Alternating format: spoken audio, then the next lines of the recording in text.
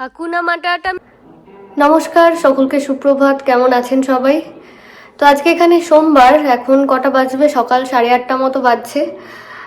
সুধা ওর বাবা দুজনেই বেরিয়ে গেছে, এই জাস্ট কিছুক্ষণ হলো, 10-15 মিনিট হবে বেরিয়েছে। সুধার প্রত্যেক দিন সকালের রুটিনটা খানিকটা এইরকম।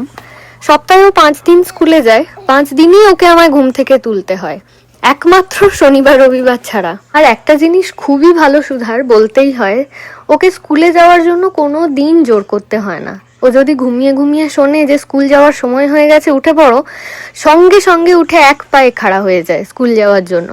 আর আগের দিন রাতে ওর পছন্দের জামা কাপড় রেডি করে তারপর ঘুমোয়, কারণ ওর সাথে আমার না জামা কাপড় পরা নিয়ে মাঝে মাঝেই খুব ঝামেলা হয়। ওর পছন্দের জামা কাপড় না হলে কিছুতেই পরতে চায় না, এমনকি আমি জোর করেও ওকে পরাতে পারি না, তাই ওরটাও বুঝে নেয়। তো তারপর ওর নিজের পছন্দ মতো জামা কাপড় পরে ব্রাশ টাশ করে রেডি হয়ে যায়। কোনোদিন ব্রেকফাস্ট করতে ইচ্ছে করলে করে, নইলে করে না। ওর বাবা খেতে খেতে যদি ওকে একটু খাইয়ে দেয়, ইচ্ছে হলে খায়, নইলে খায় না, কারণ আবার তো গিয়ে ব্রেকফাস্ট করবে স্কুলে, তাই আমি আর জোর করি না। এবার আসি গোড়ার কথায়। গোড়া সবার থেকে আগে ওঠে আমাদের 4 জনের মধ্যে। তো আমি নইলে ওর বাবা, যে কোনো একজন, ওর সাথে একটু খেলাধুলো করি, তারপর আবার সুধাকে নিয়ে ব্যস্ত হয়ে যাই। সেই সময়টা গোড়া শুয়ে শুয়ে আমাদের সবাইকে দেখে, কে কি করছি না করছি। ঘুমোতে চেষ্টা করলেও তো ঘুমোতে পারে না, কারণ সেই সময় তো হই হট্টগোল চলে সুধাকে নিয়ে। সুধাকে দেখতে গোড়া খুব পছন্দ করে, কারণ ওই একমাত্র বাড়িতে যে উড়ে বেড়ায়, লাফিয়ে বেড়ায়। আর গোড়ার কাছে ওটা একদম এন্টারটেনমেন্টের একমাত্র মাধ্যম হয়ে গেছে।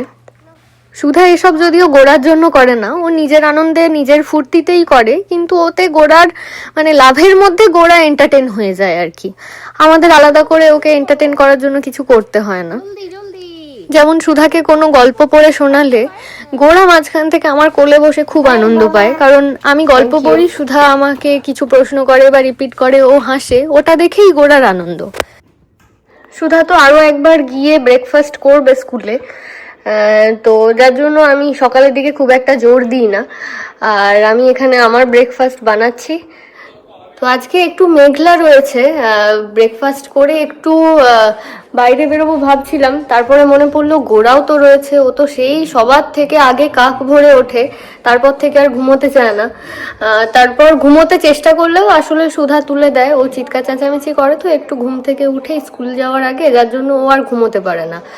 তো এখনো ওখানে বসে আমি একটু নিউজ দেখছিলাম, তো গোড়া শুয়ে শুয়ে নিউজ দেখছে ওখানে। আমি ব্রেকফাস্টটা করে ওর সাথে একটু আধ ঘন্টা মতো থাকি, তারপরে বাইরে গিয়ে একটু জল দিয়ে আসবো গাছে, কারণ গাছগুলোতে এই 2 দিন ধরেই জানেন তো একদম মেঘ করে আসছে, কিন্তু বৃষ্টি হচ্ছে না। প্রত্যেক দিনই ভাবছি যে হয়তো বৃষ্টি হবে, আজকে আর জল দেবো না, কিন্তু গাছগুলো দেখছি শুকিয়ে যাচ্ছে। তো ব্রেকফাস্টটা করে নিই, তারপর বাগানে গোড়ার সাথে খেলে তারপর বাগানে গাছগুলো একটু জল দিতে যাব।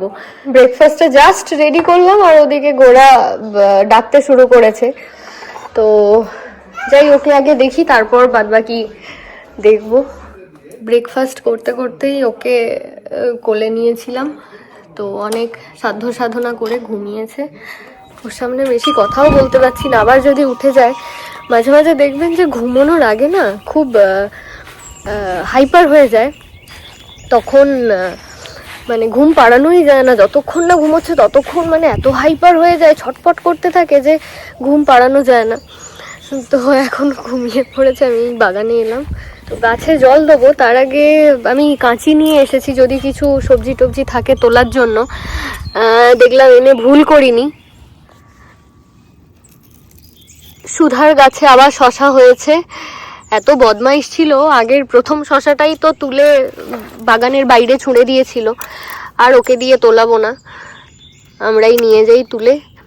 বদমাইশ আছে, নইলে ও সব কটা ছুঁড়ে দেবে, তারপর বলবে কোথায় গেল কোথায় গেল। একটা জায়গা আনলে ভালো হতো। কয়েকটা লাউ কাটবো, লাউ হয়েছে বেশ কয়েকটা। এই দিকের গাছটাও কিন্তু লাউ গাছই, পাতাগুলো একটু অদ্ভুত দেখতে হলেও লাউ হয়েছে দেখছি। এটা আমরা ভাবছিলাম হয়তো চাল কুমড়ো বা ওই ধরনের কিছু হবে, বাট আলটিমেটলি লাউই হয়েছে। তো কটা লাউ কেটে নিই চটপট করে। 4টে লাউ কেটেছি, এখনো রয়েছে গাছে, এটা একটা রয়েছে, আর ওখানে তো ওই গাছটায় তো 2টো ঝুলছে। তো ওগুলো কালকেই হয়তো কাটবো। তো এই যে এখানে ক্যাপসিকাম হয়েছে, বাট ক্যাপসিকামগুলো না এরকম হয়ে যাচ্ছে। এবারে একটা ক্যাপসিকামও দেখছি ভালো হচ্ছে না। এর আগেও এই গাছটায় 2-4টে হয়েছিল, প্রত্যেকটা এরকম দাগ হয়ে হয়ে গেছে। আর ওই দিকের ক্যাপসিকাম গাছটায় কয়েকটা ক্যাপসিকাম ধরেছে, বাট তোলার মতো হয়নি। এটা আর কি করবো, ফেলে দিই, ওদিকে হরিণগুলো যাবে খাবে। আর কটা গাজর তুলবো ভাবছি। এখানে একটা শশা দেখেছিলাম, কোথায় বেশ দেখলাম যে, এখন খুঁজে পাচ্ছি না। কালকেই এসে দেখে গেলাম শশাটা। এটা তো খুবই ছোট, বাট এর থেকে বড় একটা শশা ছিল এদিকে কোথাও একটা, চোখে পড়ছে না এখন এই মুহূর্তে। আমরা বেশ কয়েকদিন আগে থেকেই না গাজর তুলতে শুরু করে দিয়েছি। খুব এত ঘন বসানো হয়েছে যে গাজরগুলো খুব একটা মোটা হচ্ছে না। বাড়িতে বাপি বলেই ছিল মা যে গাজর না খুব ঘন বসানো হয়েছে, উপড়ে ফেলবি, কিছু ফাঁকা করে দিবি, তাহলে মোটা হবে। তো প্রত্যেকটা গাজর এরকমই হচ্ছে, খুব বেশি বাড়ছে না। এই যে আঙুলের মতো লম্বা লম্বা হচ্ছে, বাট এগুলোই আমরা তুলে ফ্রেশ খেয়ে নিচ্ছি। কখন থেকে একটা পাখি, ওটা কি বুঝতে পারছি না, বাইরে বেরিয়েই আওয়াজ পাচ্ছি, ডাকছে।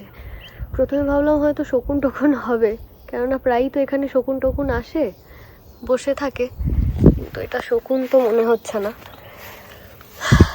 যাই হোক, দেখি আরো 2-1টা গাজর তুলি। ও বাবা, এ তো একদম ফলস হয়ে গেল। চলো, এখানে খরগোশও আসে, গাজরগুলো দিয়ে দিই। খরগোশ খাবে, নইলে হরিণে খাবে। তো 2-4টে দেখে দেখে তুলে নি চটপট। তো আজকে এই বাগান থেকে এইগুলো তুলে আনলাম। গাজর আর তুললাম না, কারণ খুব একটা বেশি পাচ্ছিলাম না মোটা। গতকালই 4-5 তুলে নিয়ে গেছে, তাই ভাবলাম আজ বরং থাক, আবার 2 দিন পর তুলবো। জলটা দিয়ে দিয়ে এবার, কারণ গাছগুলো ঝিমোচ্ছে। এখানে জানেন তো, অনেকে জিজ্ঞাসা করে যে কি করে এত কিছু সামলে বাগান করো। আমি না সত্যি বলতে কি, বাগানের গাছে জল দেওয়া আর সবজি কেটে আনা ছাড়া বিশেষ কিছু করি না। আমাকে সুধার বাবা আসলে করতে দেয় না, কারণ ও বাগানের প্রত্যেকটা গাছের প্রতি যা পজেসিভ না, যদি একটা পাতা ছিঁড়ে যায় বা একটু যদি ডাল মুচকে যায়, খুব মন খারাপ হয়ে যায়। তাই আমি সাহস করে ওই গাছে হাত দিই না খুব একটা। আমি বলি তোমার গাছ, তুমি যত্ন করো, আমি জাস্ট সবজিগুলো কেটে আনবো আর প্রত্যেক দিন গাছে জল দিয়ে দেব।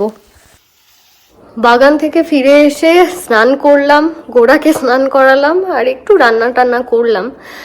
তো আজ দুপুরে লাঞ্চ হচ্ছে গাজর সেদ্ধ, ডিম সেদ্ধ, আর এটা গোটা মুসুর ডাল, মানে খোসা সমেত মুসুর ডাল, একটু তরকারি বানিয়েছি। আজকে না, এটা গতকাল রাতে বানানো। সুধার বাবা এটাই লাঞ্চ নিয়ে গেছে, অল্প একটু রাইস, এই ডাল আর একটু স্যালাড। তো আমিও মোটামুটি আজকে এটাই লাঞ্চ করছি। আর রাতে ডিনারের জন্য এখনো ভাবিনি কি বানাবো। গোড়া এখন ঘুমোচ্ছে, স্নান টান করে খেয়ে দিয়ে খোকা ঘুমিয়ে পড়েছে। আমি যখনই জানেন তো ঘুম পাড়াই গোড়াকে, একটা গান আর কি, ঘুম পাড়ানো গান অটোমেটিক্যালি আসে, খোকা ঘুমোলো, পাড়া জুড়োলো। মানে আমি শুধু ভাবি যে আমরা কত ছোটবেলা থেকে এই গানগুলো শুনে আসছি। মানে এখনো জেনারেশনের পর জেনারেশন যখন বাচ্চাদের ঘুম পাড়াই, আমাদের মুখে অটোমেটিক্যালি ওই গানগুলোই চলে আসে। হয়তো আমাদের জেনারেশনটাই লাস্ট যারা এই গানটা করবে। তো এখন ঘুমিয়েছে, তো আমাকে অল্প একটু লাঞ্চ জোগাড় করার সময় দিয়েছে, আশা করছি খেতেও সময় দেবে। আর দুপুরের টাইমটাও কোনো দিন ঘুমায় না, আমি আগেও বলেছি, ও দুপুরের টাইমটা পুরো জেগে থাকে। তো উঠে বললেই আমাকে ওকে অ্যাটেন্ড করতে ছুটতে হবে। তাহলে চলুন আজকের ব্লগটা এখানেই শেষ করছি, দেখা হচ্ছে পরের ব্লগে। আপনারা সবাই খুব খুব ভালো থাকুন, সুস্থ থাকুন, নমস্কার।